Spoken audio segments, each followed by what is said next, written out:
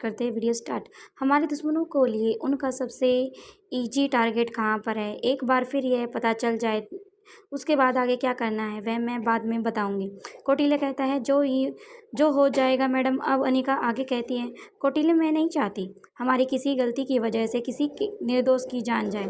वैसे तो अब तक यह तो हो चुका है कि सौम्या हमारे दुश्मनों से के साथ मिली जुली है, लेकिन फिर भी जितनी जल्दी हो सके हमारे पास जितनी भी चीज़ें मौजूद है उन्हें सबूत में बदलने की कोशिश करो। उन सब से पता लगाने की कोशिश करो कि किसके बीच क्या कनेक्शन है। अब कौटिल्य कहता है, जी मैडम। अब अनिका रोहित की तरफ देखती है और आंखों ही आंखों में सवाल करती है, क्या वह कुछ पूछना चाहता है। रोहित अपनी आंखों के इशारे से मन ही मन कुछ बोल देता है। अब अनिका कौटिल्य और प्रीति की तरफ देखते हुए कहती है, तुम दोनों जा सकते हो। याद रहे तुम दोनों के पास सिर्फ 4 डेज का टाइम है। उससे पहले तुम्हें ये काम ख़त्म कर लेना होगा। जैसे ही वे दोनों जाने के लिए अपनी जगह से खड़े होते हैं, अनिका प्रीति से कहती है, प्रीति तुमने तारीफ के काबिल काम किया है। तुम्हें इन्फॉर्मेशन विशु से जो इकट्ठी की है वो हमारे लिए काफ़ी सहायता के लिए काफ़ी मददगार होगी। वेड इन की प्रीति। कौटिल्य वहाँ से चला जाता और मीटिंग ख़त्म होने के बाद रोहित एक बार अपने ऑफिस में जाकर अपने काम ख़त्म करना चाहता है, लेकिन अनिका उसे रोकते हुए कहती है, तुम मेरे साथ चलो, मुझे तुमसे ज़रूरी बात करनी है। उसके बाद जाकर अपने काम को पूरा कर लेना। रोहित हल्की सी गर्दन हिला देता है और उसके बाद रोहित व अनिका अपने बेडरूम में पहुँच जाते हैं।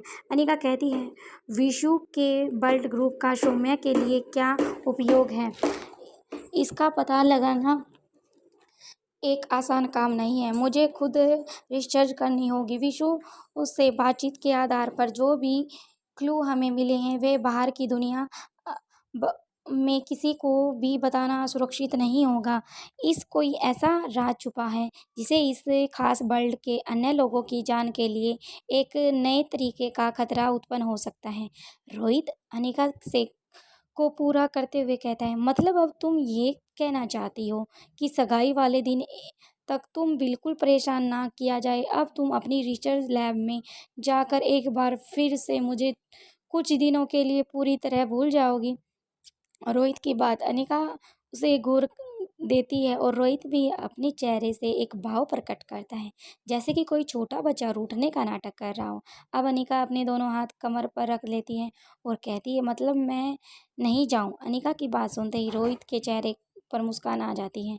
वह कहता है, नहीं, मैंने ऐसा तो कभी नहीं कहा। अनिका कहती है, तो फिर इसका क्या मतलब है जो अभी तुमने कहा है।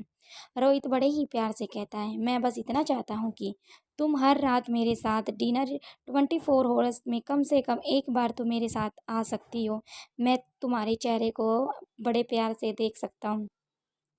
तुम ये नहीं समझ सकती कि मैं तुम्हारे बिना, तुम्हारा चेहरा देखे बिना एक पल नहीं रह सकता। आगे अनिका जवाब देती है, नहीं नहीं नहीं हो सकता। रोहित कहता, क्यों नहीं हो सकता, इसमें ऐसा भी क्या मुश्किल है। अनिका कहती है, मुझे अपने काम के बीच डिस्टरबेंस नहीं चाहिए। अब रोहित कहता है, क्या मैं डिस्टरबेंस लगता हूँ तुम्हें? क्या मैंने तुम्हें कभी डिस्टर्ब किया है? मुझे तो ऐसा कभी नहीं लगता। अब अनिका मुस्कुराकर रोहित को और ठोड़ी पकड़ते हुए हल्का सा हिलाकर कहती है, तुम्हें क्या पता कि चेहरे मेरे लिए कितना भी डिस्टर्ब हो। फिर दोबारा से अपने हाथ को नीचे करके एक कदम पीछे हट रोहित की तरफ उंगली करते हुए कहती है, तुम मुझे से नहीं मिल सकते, मैं दिस इज़ फाइनल। रोहित को अंदर ही अंदर मीठी सी गुदगुदी होने लगी। फिर वह एक पल के मुस्कुराते हुए अनिका के पास आकर खड़ा हो जाता है। क्या सच में मेरा चेहरा तुम्हारी डिस्टर्बेंस है? रोहित की इस बात पर अनिका के चेहरे पर भी हल्की सी मुस्कान आ जाती है। वह अपनी गर्दन हाँ में हिला देती है। फिर रोहित आगे कहता है, अच्छा ठीक है, जाओ, मैं यहाँ पर सब संभाल लूँगा, लेकिन तुम अपना काम चौथे दिन की सुबह तक ख़त्म कर लेना, ताकि तुम उस दिन और रात सोचकर अपनी नींद पूरी कर सको, ताकि 5वें दिन प्रीति और ओमकार की जो सगाई की इंजॉय कर सको। अनिका रोहित की बात पर अपनी गर्दन हिला देती है। अब रोहित आगे कहता है, अगर तुम्हारा काम पूरा नहीं हुआ है तब भी तुम चौथे दिन की सुबह लौट आओगी। बाकी का काम तुम बाद में कर लेना। अनिका इस बार फिर से अच्छे बच्चे की तरह अपनी गर्दन हाँ में हिला देती है। रोहित अपनी दोनों बाहें अनिका की तरफ फैला देता है। अनिका धीरे से रोहित के गले लग जाती है, आंखें बंद कर लेता है। रोहित भी अपनी बाहों को समेटते हुए बिल्कुल ऐसे कर लेता है। कुछ देर बाद अनिका और रोहित अलग होकर स्पेशल लैब की तरफ अपना जो उसने सैंपल कलेक्ट किए थे उनको लेकर लैब की तरफ चली जाती है। रोहित ने अपने ऑफिस के लिए निकल जाता है। Secret research lab. Anika lab में पहुंच चुकी थी तो देखती है कि एनी अपने काम में बिजी थी।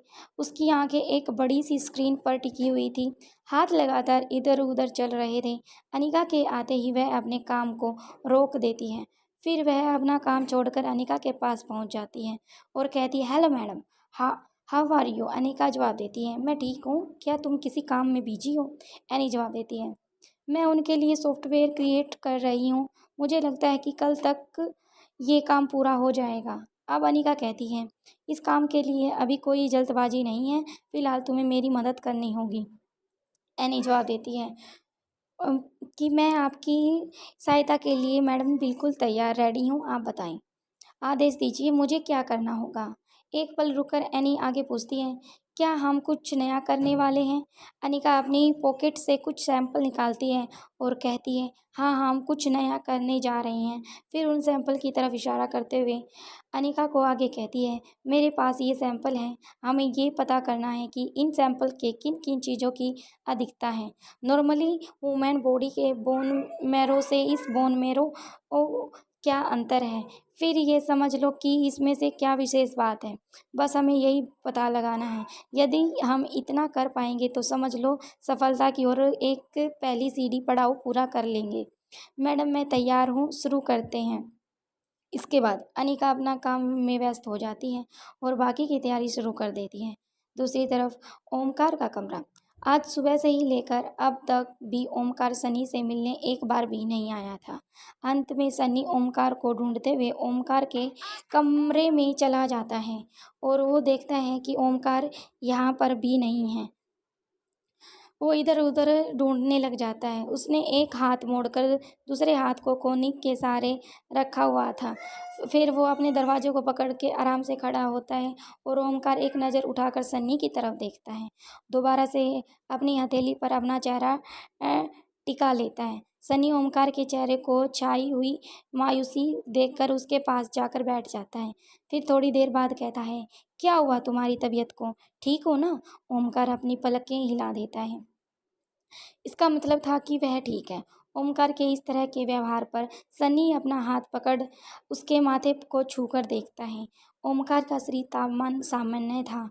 अब सनी सोचता है, ओमकार की इस तरह का रिएक्शन क्या है। सनी पूछता है, तुम्हारा और प्रीति की बातचीत हुई।